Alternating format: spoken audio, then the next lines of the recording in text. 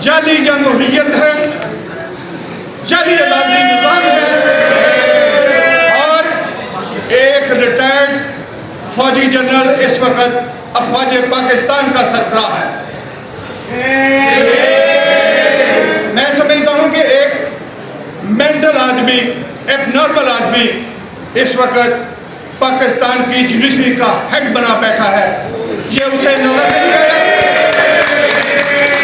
ये उसे नजर नहीं आया कि कल इतना बड़ा सानिया हो गया नहत्ते वकला पर, जिस तरह जहरीली टीयर गैस फेंकी गई, गंदा पानी फेंका गया और उन्हें बदतरीन तशद्दुद का निशाना बनाया गया और उसके बाद हमारे भाइयों को गिरफ्तार किया गया, जख्मी हालत में उनको गिरफ्तार किया गया। किसी को शर्म नहीं आई कि पाकिस्तान में ये हो क्या रहा है। कहाँ है हमारे बुनियादी हकूक, कहाँ है हमारी अदलिया, कहाँ है हमारे वो अदारे जो हमें सिक्योरिटी देने के जिम्मेदार हैं।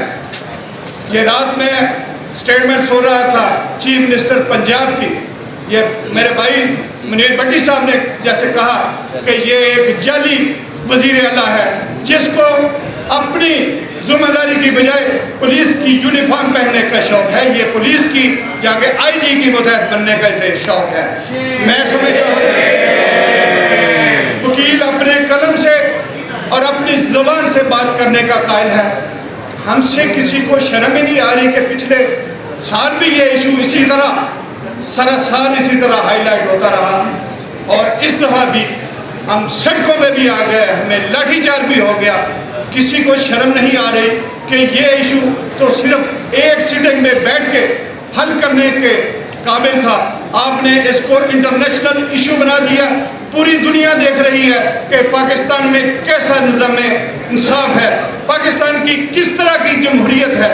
ये बेशरम लोग जो ऊपर बैठे हुए हैं, चाहे वो इस वक्त हुकूमत में बैठे हैं, चाहे अफवाज में बैठे हैं या जुडिशरी में बैठे हैं, हम इन सबको कहते हैं की सरकार नहीं चलेगी, नहीं चलेगी, लाठी गोली की सरकार नहीं चलेगी, नहीं चलेगी। आप देखें इन सब के बच्चे बैरून मुल्क में पढ़ रहे हैं, इनकी जायदादें बैरून मुल्क में हैं, इन्होंने रिटायर होकर जाना भी बैरून मुल्क में है, जहाँ ये इनकी तो कब्रें भी नहीं होती। बात ये है कि हमारा पुलिस से क्या चल रहा है। कल जब हम बार बार बैठे हुए थे तो हमारे साथ नेगोशिएशन करने के लिए सामने आ रहे थे जो एसएसपी ऑपरेशन है कि जी ठीक है। मैंने कहा कि जो वकील अदालत पे हमला करेगा वो गद्दार होगा। आप समझते हैं ये बात ठीक है। हमने यही कहा कि जो आदमी बदअमनी करके बार के तकद्दुस को नुकसान पहुंचाएगा वो वकीलों का गद्दार होगा। जब हम ये श्योरिटी दे के आ रहे हैं और हम इसी अपने घर में जिसमें हम रोज आते हैं तो इसमें क्या मुलायका है। लेकिन उस एसएसपी ऑपरेशन में वहां बैठे हुए सारे लोगों के सामने ये बात की कि चीफ जस्टिस साहब ने कहा है ये वकील मरे या जिए इनको सबक सिखाओ और इनको अंदर नहीं लाओ।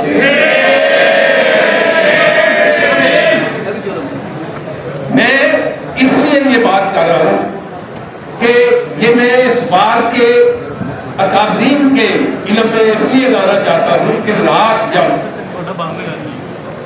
अपने वकला गिरफ्तार वकला की रिहाई के लिए हमारे वाइस चेयरमैन और सदर लाहौर बार एसोसिएशन इन्होंने मुदाकरात किए तो इन्होंने उनको कहा कि आप लोगों ने हमारे साथ बहुत ज्यादती की है और हम हमेशा आईन की बात करते हैं, हम आपको प्रोसिक्यूट करेंगे।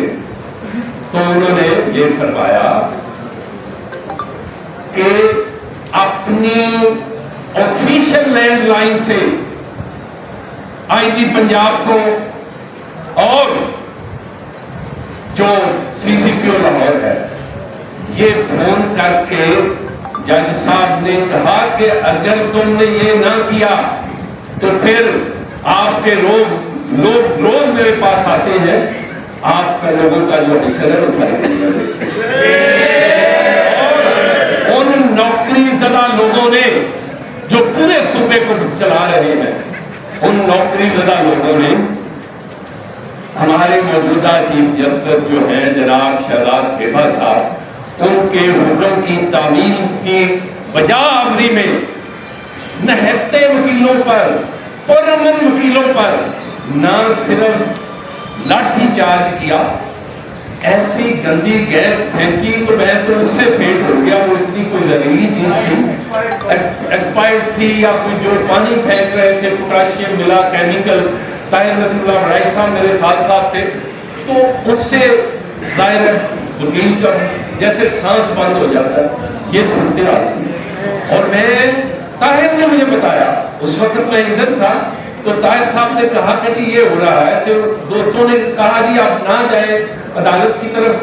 मैंने कहा कि जब हमें ये पता चल गया है हमारे बच्चे जो है बाहर पर लाठीचार्ज हो रहा है और बच्चे जो है वो गैस उन पे फेंकी जा रही है, तो why we should not do this. जिंदगी इतनी लंबी नहीं है या इतनी दायमी नहीं है जब आप तमाम दोस्तों को, और मुझे पता है कि एक सर्टन पीरियड के पास हमने चले ही जाना है। असाबरीन व मुअज़्ज़ज़ मेहमानान बार, अगर हम थोड़ा सा गौर करें तो मई का महीना काफ़ी दफ़ा हम पे भारी गुजरा। वो चाहे 12 मई की बात करें, 9 मई की बात करें या 8 मई की बात करें, ये एक हम महसूस एक खास माइंडसेट है जो हमेशा मुकला का गला दबाने की कोशिश करता है। हम ये महसूस करते हैं इस वक्त पाकिस्तान में